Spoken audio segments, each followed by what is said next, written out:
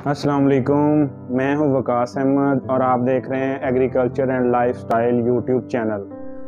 آج ہم آپ کو سنانے جا رہے ہیں وہاڑی سے راولپنڈی تک کے سفر کی ایک درد بھری داستان، ایک ممتا کی دکھ بھری کہانی جو بیٹے کے روشن مستقبل کے سہانے خواب آنکھوں میں سجائے بے حس اور ظالم دنیا کا شکار ہو کر ابدی نیند کے سفر کی طرف روانہ ہو گئی۔ وہ کون سے عوامل تھے جو اس واقعہ کے محرک بنے؟ سنگ دلی کی وہ کون سی انتہا تھی جس نے ایک ماں اور معصوم بچے کی جان لے لی؟ ہوس کا وہ کون سا مقام تھا جس نے ایک معصوم بچے کے سامنے اس کی ماں کی عزت رون ڈالی؟ نسیم بی بی کی موت کا کون ہے جس نے ایک ماں کی آنکھوں سے اس کے لختے جگر کے سنہرے مستقبل کے خواب روند ڈالے؟ میں کس کے ہاتھ پہ اپنا لہو تلاش کروں؟ تمام شہر نے پہنے ہوئے ہیں دستانے۔ یہ کہانی ہے ایک غریب بیکاری خاتون کی جو کہ کچھ عرصہ قبل وہاڑی میں رہائش پذیر تھے، لیکن پھر وہ ان کا تمام خاندان راولپنڈی شفٹ ہو گیا، تو وہاں اس کے والدین نے سب نے رہنا شروع کر دیا۔ اس نسیم بی بی کی شادی چھوٹی عمر میں ہی ہو گئی، تو اس کی شادی ارلی ایج میں ہی ہو گئی تھی۔ وہ بچوں کی خواہش مند تھی، لیکن کافی عرصے بعد اس کے ہاں ایک اولاد پیدا ہوئی جو کہ ایک بیٹا تھا، تو اس کو اپنے بیٹے سے بڑی محبت تھی، اور اس کا شوہر سائی وال میں رہتا تھا۔ وہ کبھی راولپنڈی آ جاتی، کبھی سائی وال، اس طرح آنا جانا چلتا رہتا تھا، تو وہ اپنے بیٹے سے بڑی محبت کرتی تھی۔ اس نے اپنے بیٹے کا نام یوسف رکھا۔ وہ سمجھتی تھی کہ میرا بیٹا بہت خوبصورت ہے، اس لیے اس نے اس کا نام یوسف رکھا، اور کچھ عرصے بعد اس کے ساتھ گلفام بھی ملا دیا، یوں کہ بیٹے کا نام یوسف گلفام بن گیا۔ وہ چاہتی تھی کہ اپنے بیٹے کو کوئی آفیسر بنائے، وہ اپنے بیٹے کو ایک بابو بنانا چاہتی تھی۔ جو بھی چیز اچھی اس کو ملتی سب سے پہلے وہ اپنے بیٹے کو دیتی تھی کھانے کے لیے۔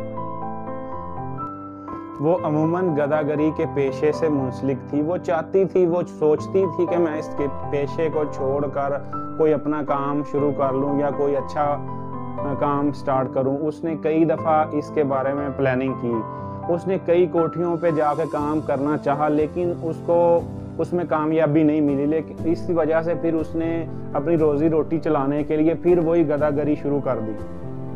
وہ اسی پیشے سے دوبارہ پلٹ آئی، دوبارہ مانگنا شروع کر دیا۔ تو یہ عید کا چوتھا دن تھا۔ وہ اپنی بہن شمیم کے ساتھ مونا مہوڑا ایک گاؤں تھا، ادھر مانگنے کی غرض سے آئی۔ اس کی بہن شمیم اکثر اسے کہا کرتی تھی کہ اپنے بیٹے کو گھر چھوڑ دیا کرو، لیکن اس کو اپنے بیٹے سے بڑی محبت تھی، وہ اس کو ہمیشہ اپنے ساتھ رکھتی تھی۔ تو اس دن بھی وہ مانگنے کی غرض سے اس کا بھائی اور اس کی بہن آئے ہیں بازار میں، تو ایک موٹر سائیکل والے نے انہیں روکا ہے۔ اس موٹر سائیکل والے نے اس سے کوئی بات کی، شاید اس کو کوئی لالچ دی، وہ اس کو بٹھا کے اپنے ساتھ لے گیا۔ اس کے بھائی اور بہن اس کو دیکھ رہے تھے، کافی لیٹ ہو گئی لیکن وہ واپس نہیں آئی، اور تھوڑی دیر بعد اسی بہن شمیم نے دیکھا کہ وہ موٹر سائیکل بڑی تیزی سے واپس جا رہا اکیلا، تو انہوں نے اپنی بہن نسیم کی تلاش شروع کر دی۔ تھوڑے عرصے بعد تھوڑی دیر انہوں نے تلاش کی تو ان کو وہ ایک جنگل میں اس کا بیٹا اور نسیم پائی گئی۔ انہوں نے دیکھا کہ اس کے گلے پر چھری کا نشان تھا، چھری سے گلا کاٹا ہوا تھا، اور دوسرا اس کا بیٹا، اس پہ بھی چھری کا وار کیا گیا تھا۔ بیٹا تو موقع پر جاں بحق ہو گیا، لیکن وہ ابھی زندہ تھی۔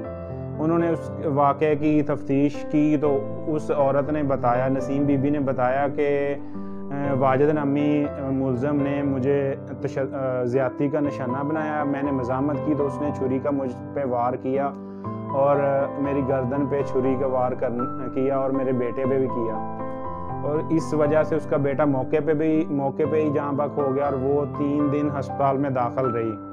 تو یہ ہمارے معاشرے کا ایک بے حسی کا ایک المناک پہلو ہے۔ ہم ایسے کیوں ہوتے جا رہے ہیں؟ اس کی کیا وجوہات ہیں؟ تو یہ ایک دردناک کہانی تھی، مجھے بڑا دکھ ہوا اس طرح کی کہانی کو سن کر۔ اس لیے میں نے چاہا اس موضوع پہ میں اپنا کچھ بیان دوں. یا معاشرہ اتنا بے حس ہو چکا ہے کہ ڈیلی روز اس طرح کے واقعات ہو رہے ہیں. اس کے کیا محرکات ہیں؟ ہم کیوں کتنے جانوروں کی طرح ہو گئے ہیں؟ اس طرح کے ڈیلی واقعات رونما ہو رہے ہیں. اور اس واقعے کی سب سے بڑی المناک بات یہ ہے کہ اس پہ کسی حکومتی بندے کا نوٹس نہیں آیا. کسی نے میڈیا نے اس کو نہیں ہائی لائٹ کیا، کیونکہ وہ ایک غریب گھرانے کی بیٹی تھی. اور اگر وہ کسی سفیر کی بیٹی ہوتی تو فوراً وہ ٹاپ ٹرینڈ بن جانا تھا. اس پہ لوگوں نے کومنٹس بھی کرنے تھے. آئیں آپ سب مل کر اس بیٹی کے لیے آواز اٹھائیں اور اس کو انصاف فراہم کرنے میں ہم اپنا حصہ ڈالیں. ہمارے اس چینل ایگریکلچرل لائف سٹائل کو سبسکرائب کریں اور ویڈیو کو لائک اور کمنٹ کریں اور اس کو شیئر کریں. اور بیل آئیکن کے بٹن کو ضرور دبائیں تاکہ ہماری آنے والی ہر ویڈیو کا نوٹیفیکیشن آپ تک ملتا رہے.